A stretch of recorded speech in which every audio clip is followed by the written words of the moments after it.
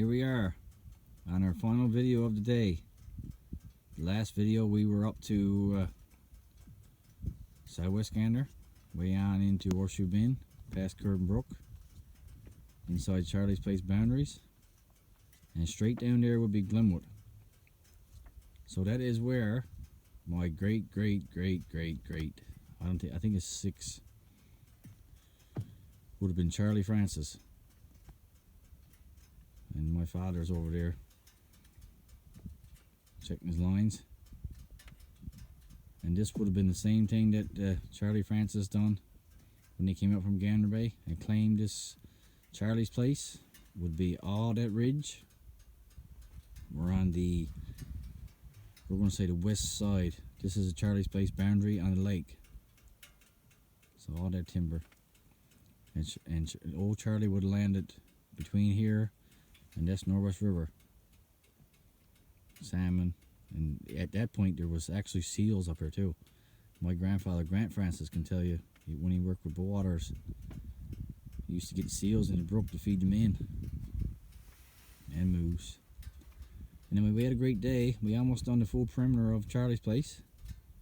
But the best adventure lies ahead, because the interior, I don't know if you see where Father's to, just up above Father there, that strip of dark is all spruce.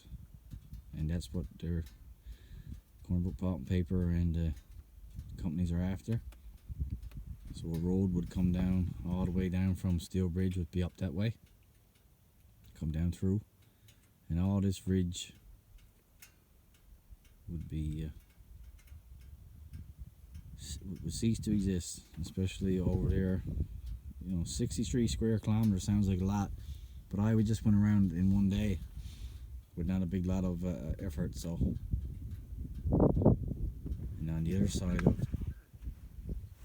what do you see?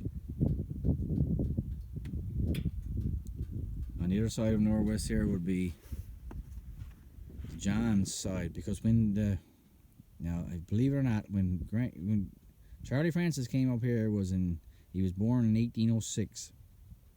So we placed him here probably 1820s. He married Caroline Gillingham in Gander Bay, and after the Beathics withdrew from this place due to pressure, I guess I will say, lack of a good word, Indian Bay or Red Indian Lake would be to that direction, and they would, Northwest runs up to that direction, Northwest River, so they would trace this down canoes, and this would be trapping lines. So when they withdrew due to outside pressures, Charlie did claim this area known as Charlie's Place for trapping, fishing, hunting. And we're here now in 12 or 13 generations removed,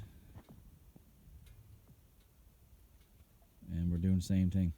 Smelts runs here now, so we're trying to get smelt and something to eat like we would do 200 years ago. So ever since 1806, then on, our roots is in this country, and we're not really trying to be hard to get along with. We just want this little tiny place protected. Our caribou is gone, our marten is gone, and as you know, Newfoundland only has 14 original species, and little as it sounds, 2 bats include them species. There's a small brown bat and a larger one, and we do have a migrating bat, but even they're pressured. So that would give you an indication of, you know, everything needs timber. And with this place being biodiverse as it is, you got everything between 63 square kilometers you would ever imagine that filters out into the surroundings for everybody hunting, fishing, trapping. And with the big boom in wild edibles now, which has ran over 250 million in North America, you know, we're trying to transition our youth from trapping to something else that puts 0 footprint on this land. So we would appreciate if anybody listening would sound out to Bernard Davis, minister, or local MHA, and support us so we can